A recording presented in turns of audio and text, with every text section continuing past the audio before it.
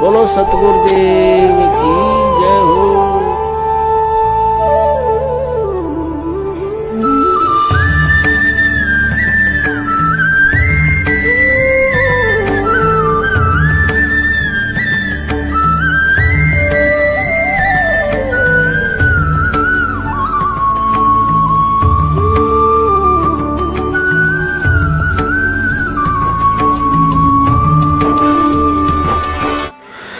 बंदी छोड़ सतगुरु रामपाल जी महाराज जी की जय हो। परमात्मा की सभी प्यारी आत्माओं को पवनदास जयपुर वाले का सत साहिब। पुण्यात्माओं, कबीर परमेश्वर जी की एक वाणी है कि पतिव्रता जमीन पर ज्यों ज्यों धर है पांव, समर्थ झाड़ू देत है ना काटा लग जाओ। इस वाणी में एक शब्द आया है पतिव्रता। पतिव्रता औरत के विषय में कहा जाता है कि उस औरत को ही पतिव्रता कहा जाता है जो अपने पति के अतिरिक्त अन्य किसी गैर पुरुष में पति वाला भाव सौपन में भी ना आने दे।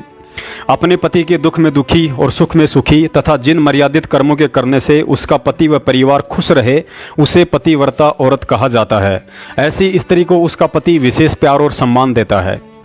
गुरुजी ने पतिव्रता स्त्री के विषय में एक और गहरी बात बताई है कि एक पति में आस्था रखने के बावजूद वह औरत भी पतिव्रता कहलाने के लायक नहीं होती है, जो अपने पति को तो परमेश्वर मानती है लेकिन परिवार में सास ससुर आदि के साथ अच्छा व्यवहार नहीं रखती है।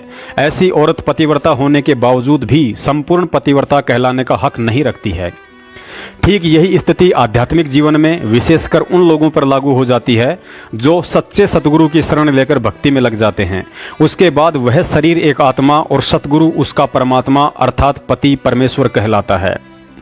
अब सतगुरु केवल उन्हीं आत्माओं की भक्ति और क्रियाओं से प्रसन्न होता है जो आत्माएं पतिव्रता धर्म का पालन करते हुए आगे बढ़ती हैं। गुरुजी कहते हैं, जिन बातों से गुरु दुख पावे तिन बातों को दूर भगावे।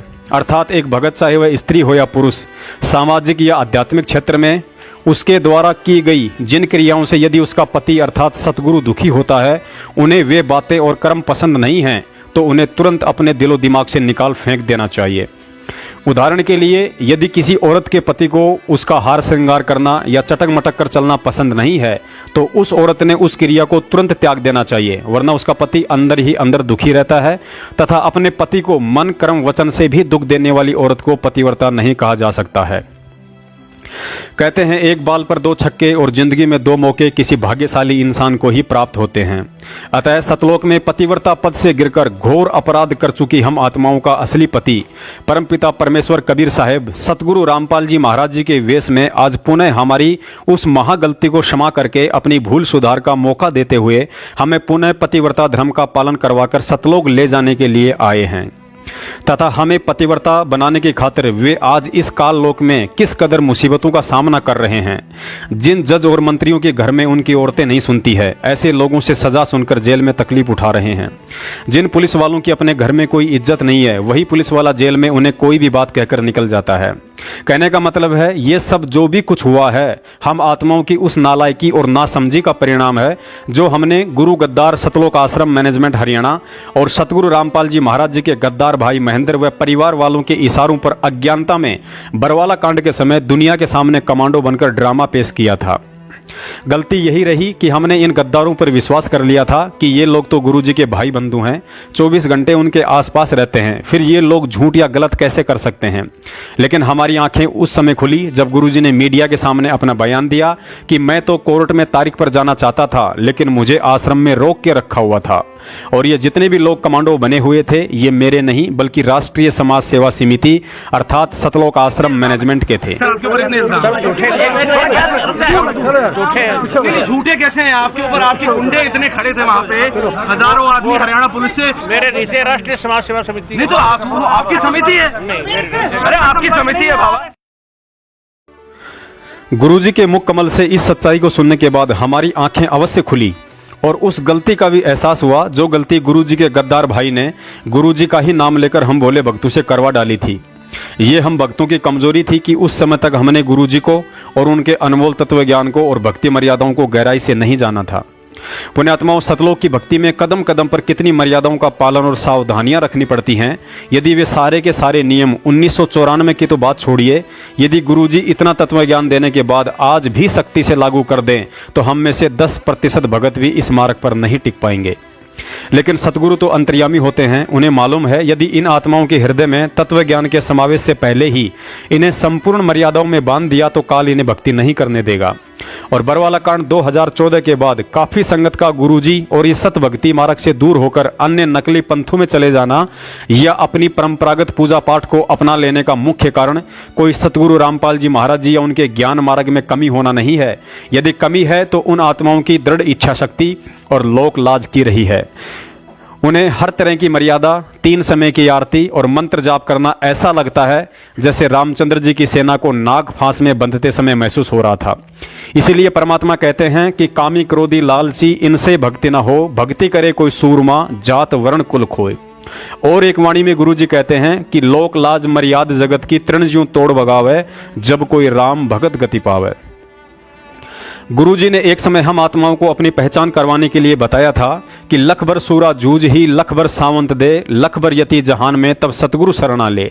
इस वाणी में यति शब्द का अर्थ समझाते हुए गुरुजी ने हनुमान जी का उदाहरण देकर बताया था कि असंख्य युगों बाद बड़े सौभाग्य से पूर्ण सतगुरु की शरण अर्थात नाम उपदेश केवल उन्हीं आत्माओं को मिलता है जिन्होंने लाखों जन्म सूरवीर इंसानों के पाए हों, लाखों जन्म सावंत जैसी देव वाली पुण्यात्माओं के पाए हों, लाखों जन्म सीता जैसी पतिव्रता औरत के और लाखों जन्म हनुमान जी जैसे यति पुरुष के पाए हों।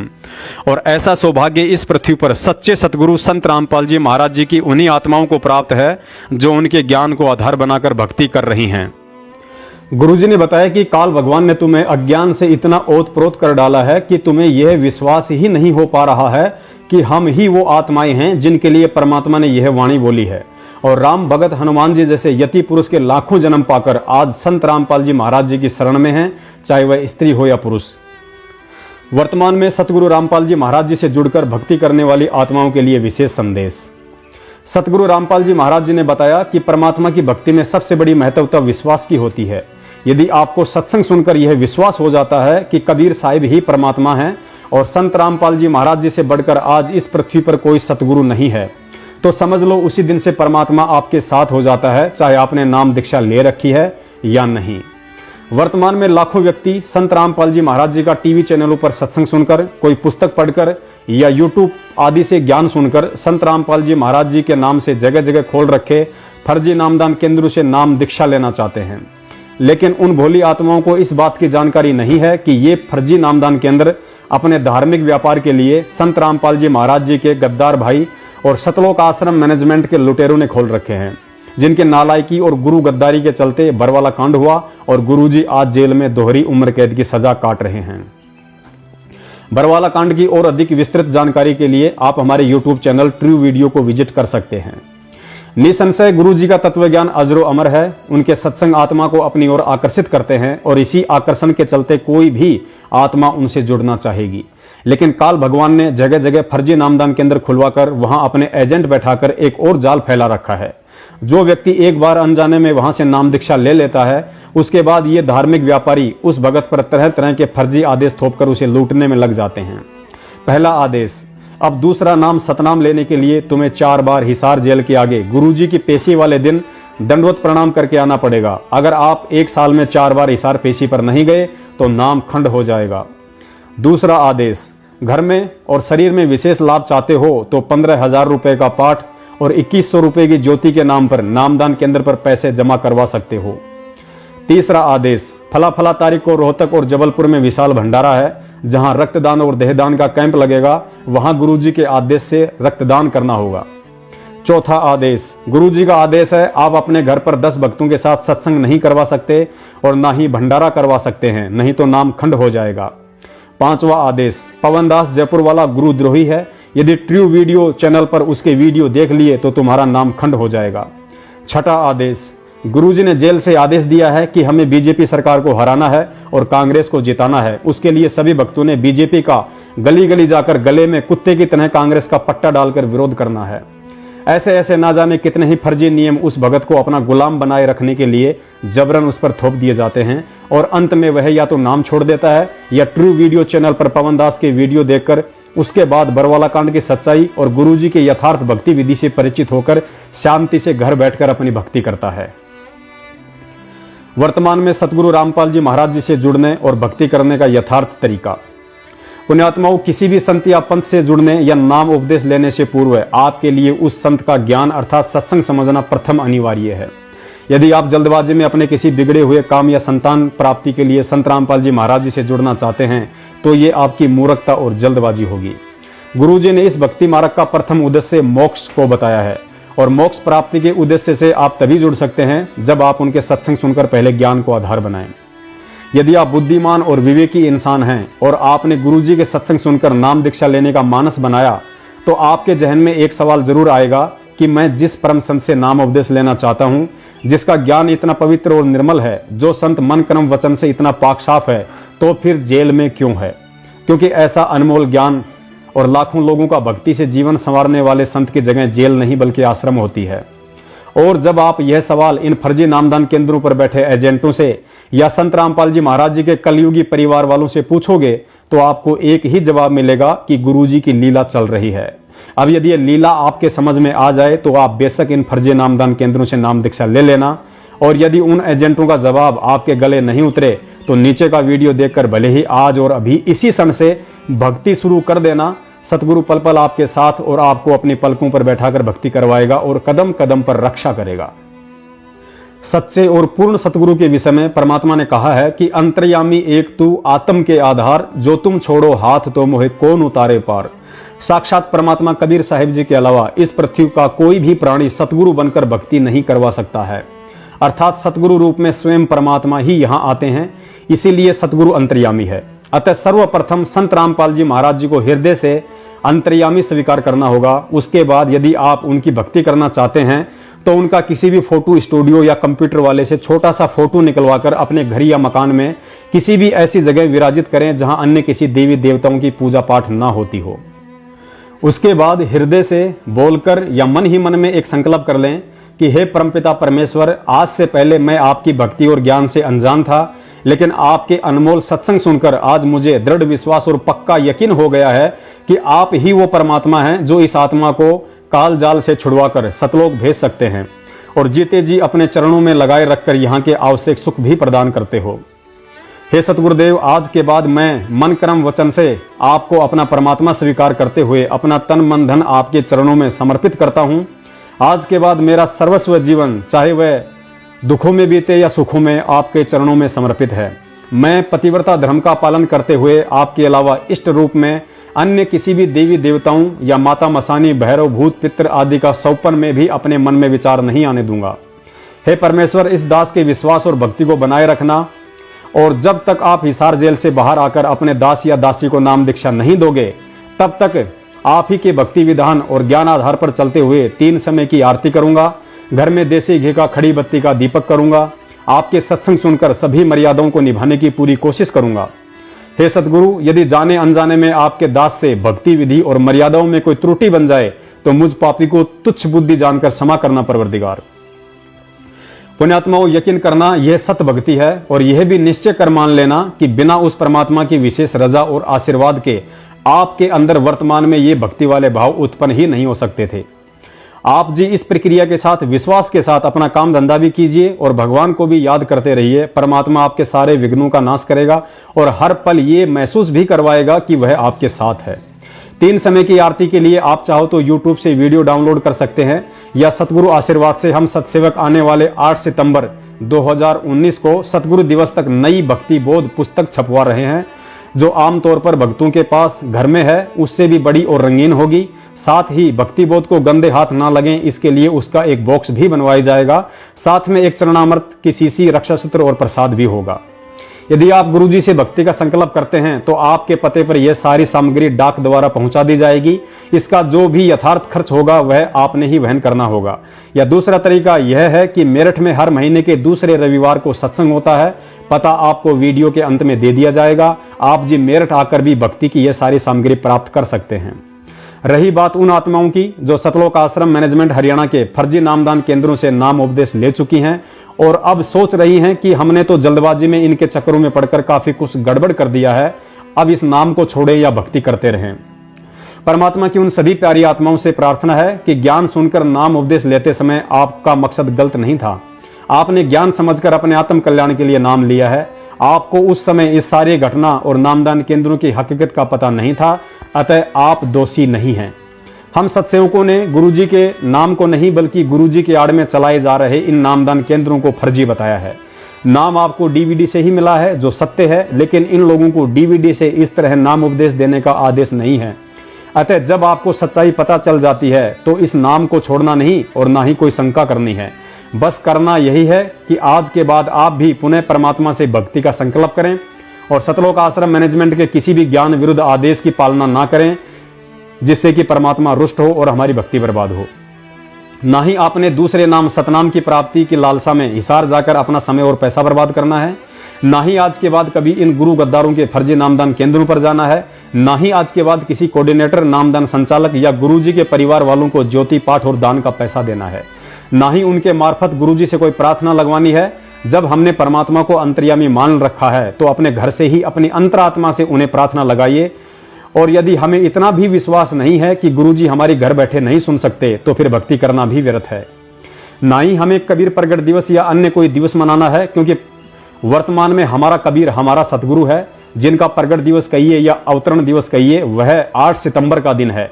हमें उसी दिन को मनाना और मानना है। विश्वास रखिए सतगुरु स्वयं परमात्मा है, चाहे उन पर देशद्रोह की धारा लगी हो या मर्डर की, चाहे उनको उम्र कैद बोल रखी हो या अन्य कोई सजा।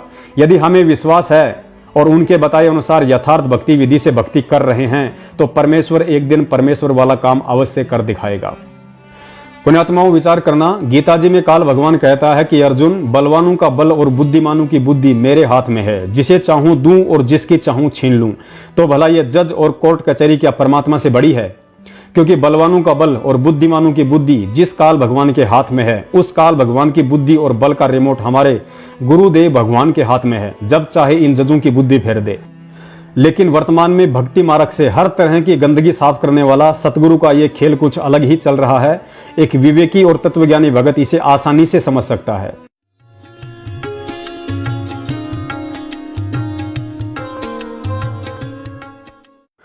पुण्यात्माओं, अंत में दास आप सभी भाई बहनों से केवल इतनी ही प्रार्थना करेगा कि भक्ति में केवल विश्वास ही जरूरी है और संकल्प लेने के बाद कैसे परमात्मा अपने बच्चे की पल पल रक्षा करते हैं, इसका एक छोटा सा उदाहरण आप जी को यह इंटरव्यू सिखाएगा। ये एक पंजाब का भगत है और ये इंटरव्यू किसी पवनदास जयपुर वाले ने या किसी सत्सेवक ने नहीं लिया है। ये इंटरव्यू खुद सतलोक आश्रम मैनेजमेंट वालों ने लेकर ही टीवी चैनलों पर चलाया है। ये जो व्यक्ति है ये खुद बहुत बड़ा तांत्रिक था। ये कहता कि मैं लोगों को मुर्दे से जीवित कर दिया करता था, लेकिन जब इसकी पत्नी की मृत्यु हो गई और उसको जीवित नहीं कर पाया तो किसी भगत ने इसको बताया कि आप संत रामपाल जी महाराज जी से भक्ति का अर्थात नाम दीक्षा लेने का संकल्प कर लीजिए, आपकी पत्नी जीवित हो जाएगी। पुण्यात्माओं, परमेश्वर कहते हैं सो चल छिद्र मैं करूं अपने जन के काज। इस भगत भाई ने, जो संत रामपाल जी महाराज जी को जानता भी नहीं था, उसने उनसे नाम दीक्षा लेने का संकल्प लिया कि हे परमेश्वर, आप मेरी पत्नी को जिंदा कर दीजिए, मैं आपसे नाम दीक्षा लूंगा। परमात्मा ने उसी क्षण उसकी पत्नी की बॉडी में हलचल की और उसको जीवित किया। आप जी खुद ये इंटरव्यू सुन लीजिए। ये इंटरव्यू खुद सतलोक आश्रम मैनेजमेंट वालों ने ही डाला है, जिनको आज खुद संकल्प पर विश्वास नहीं रहा। विश्वास इसलिए नहीं रहा क्योंकि जब इनके हाथों में 15,000 रुपये पाठ के 2100 रुपये ज्योति के आ रहे हैं तो भक्तों से भला संकल्प क्यों करवाएंगे।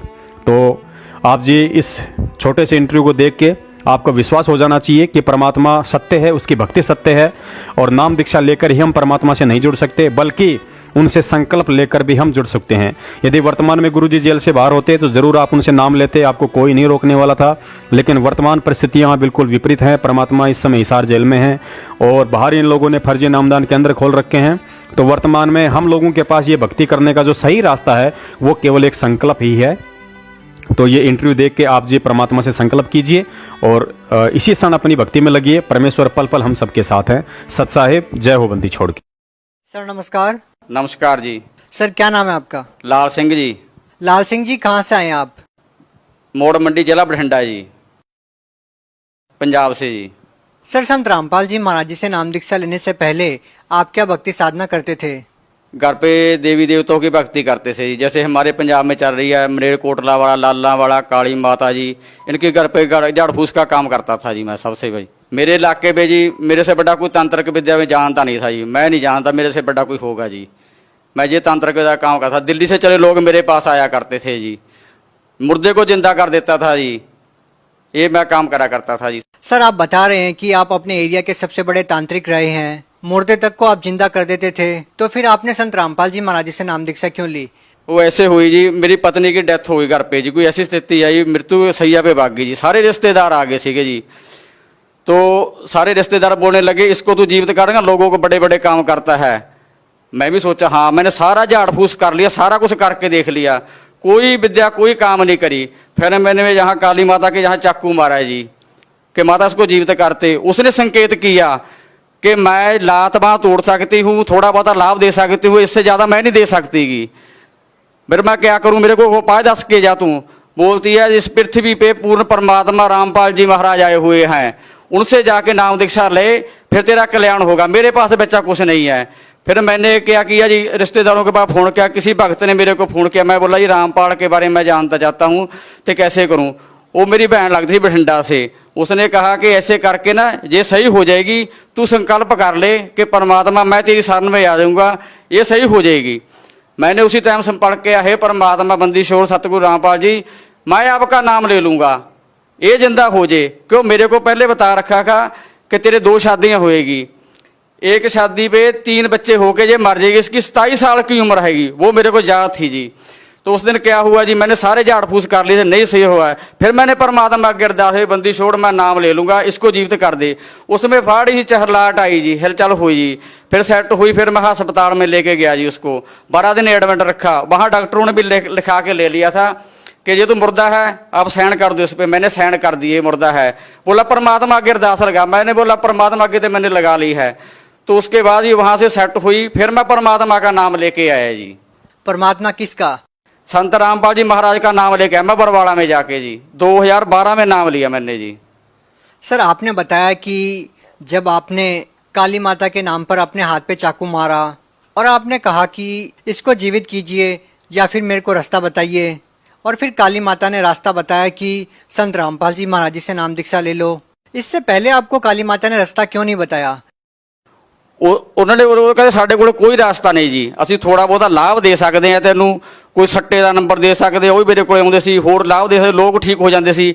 ਇਹਦੀ ਹੁਣ ਉਮਰ ਹੈ ਹੀ ਨਹੀਂ ਗੀ, ਇਹਦੀ ਉਮਰ ਦਾ ਭਲਾ ਸੰਤ ਰਾਮਪਾਲ ਵਧਾ ਸਕਦਾ, ਉਹਦੇ ਜਾ ਕੇ ਚਰਨ ਫੜ ਲਾ, ਤੂੰ ਸਾਡਾ ਖੜਾ ਛੱਡ ਦੇ ਤੂੰ। लेकिन आपकी इन बातों पे विश्वास कौन करेगा? ਉਹ ਐਸੇ ਕਰਿਆ ਜੀ, ਮੇਰੇ ਸਾਹਮਣੇ ਚਮਤਕਾਰ ਹੋਇਆ ਜੀ ਉਸਦੇ। ਉਹ ਸਾਰੇ ਕਦੇ ਮੁਰਦੇ ਥੱਲੇ नहीं आप अकेले थे क्या वहाँ पे? ਸਾਰਾ ਪਰਿਵਾਰ ਥਾ, ਮੇਰੇ ਸਾਰੇ ਰਿਸ਼ਤੇਦਾਰ, ਮੇਰੇ ਸੱਸ ਸਹੁਰੇ ਸਾਰੇ ਆ ਗਏ ਸੀ। ਮੰਜੇ ਤੇ ਪਾ ਰੱਖੀ ਸੀ, ਚੱਟਾ ਕੱਪੜਾ ਪਾ ਰੱਖਿਆ ਸੀ। ਤੁਸੀਂ ਪਿੰਡ 'ਚ ਜਾ ਕੇ ਮੇਰੇ ਪੁੱਛ ਸਕਦੇ, ਮੌੜ ਮੰਡੀ ਨਵੀਂ ਬਸਤੀ ਪੀਰਖਾਨੇ ਕੋਲੇ ਮੇਰਾ ਘਰ ਆ, ਲਾਲ ਸਿੰਘ ਮਿਸਤਰੀ ਆ ਮੈਂ ਜੀ। तो क्या सभी आज भी उस घटना को जानते हैं? ਸਾਰੇ ਜਾਣਦੇ ਆ। ਉਸ ਤੋਂ ਬਾਅਦ ਜੀ ਜਦੋਂ ਮੈਂ ਸੰਕਲਪ ਕਰਿਆ ਪਰਮਾਤਮਾ ਮੈਂ ਨਾਮ ਲੈ ਲੂੰਗਾ, ਕਿਤੇ ਵੀ ਬਰਵਾਲਾ ਹੋਵੇ ਮੈਂ ਆ ਕੇ ਭਾਲ ਲੂੰਗਾ। ਉਸ ਤੋਂ ਬਾਅਦ ਫਿਰ ਮੈਂ ਜੀ ਇੱਕ ਭਗਤ ਨਾਲ ਗੱਲ ਕਰੀ ਜੀ, ਜਿਹੜੇ ਰਾਮਪਾਲ ਦੇ ਨਾਮ ਲੈ ਰੱਖਿਆ ਸੀ। ਉਹਨਾਂ ਨੇ ਕਿਹਾ ਵੀ ਇਸ ਤਰ੍ਹਾਂ ਐਂ ਕਰਕੇ ਤੁਸੀਂ ਇੱਥੋਂ ਜਾ ਕੇ ਇਸ ਤਰ੍ਹਾਂ ਤੁਹਾਨੂੰ ਨਾਲ